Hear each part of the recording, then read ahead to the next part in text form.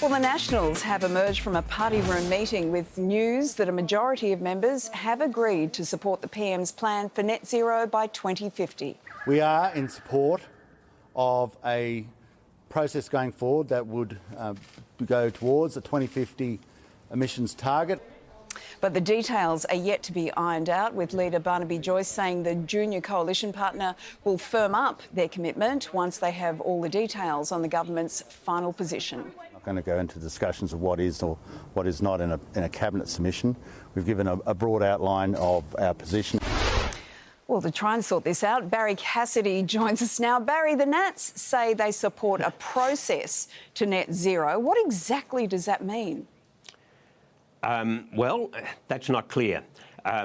Today we went from fast to high fast because of that apparently they've reached some sort of solution, but they won't tell you, the people of Australia, what conditions have been met, what demands they made, because the whole thing is being carried on in private, in secret, because, you know, the people of Australia, we couldn't give a toss. That seems to be the underlying assumption. Let's just go back just a bit on this. Any climate change policy in the first place that is arrived at after testing what is the minimum that the far right of the National Party will tolerate is farcical. And then it becomes even more farcical when they say, well, we're over the line, we got there, we've negotiated something, but we won't tell you what that is. How long can this cabinet secrecy continue? Because surely the Australian people deserve to know.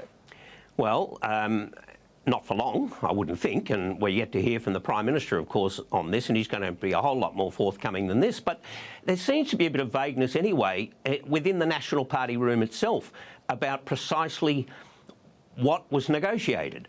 They got a chance to air their grievances, to put forward certain conditions, but the only undertaking that they have is that those concerns will be reflected in the negotiations. Barnaby Joyce said today that he trusts the Prime Minister. From what I'm hearing in the party room is that they're now being asked to trust Barnaby, that as this goes forward, their conditions will be met. But it's very woolly.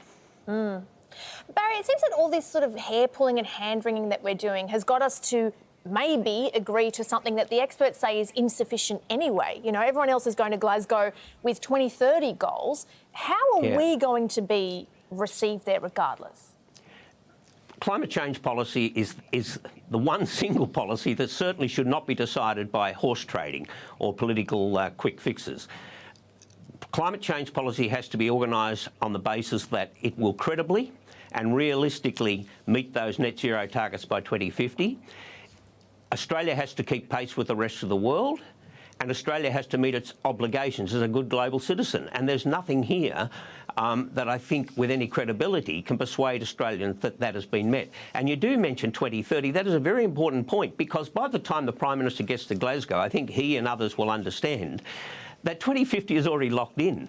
Most of the countries who are leading on this have already signed off on that. That's yesterday's story. They're looking at 2030. They want more immediate action. And that's where they'll be looking to Scott Morrison to come up with something and to test him. And there's nothing in what Barnaby Joyce of the Nationals said today that addresses that. So does this take the issue off the table ahead of the election, Barry, or does that mean that it remains squarely on the table and a problem for this government? I think it remains a problem for the government. You know, taking it off the table, it's an interesting expression, because I think Scott Morrison is already under a bit of pressure with this sort of reputation that he manages things rather than fixes them. You take the women's issue that flared up, and then it was kind of fixed. It was managed because it was taken out of the media. Problem solved, move on. Can't do that with climate change. And for this very good reason, that no matter whether the Australian media put pressure on him or not, on climate change he's getting pressure from right around the world, and the world leaders will not give him an easy run on this. And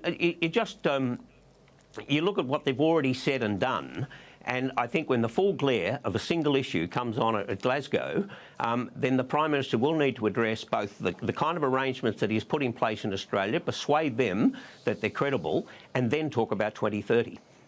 Hey, Barry, I want a quick just summary of what I kind of see going on. So the pandemic was pretty much handled by the states and territories, and now climate change seems to be the Nats. What does Scott Morrison do? As I said, he manages issues. And he does it in a fairly pragmatic way, and he gets credit for that. But this is different.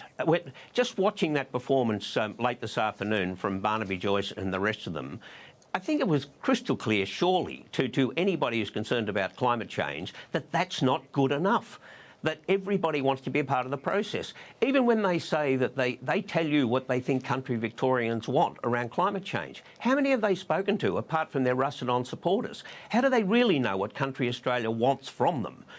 How many are they talking to? What sort of surveys have they conducted? So it's an issue that can't be managed in the same way that so many other issues can be.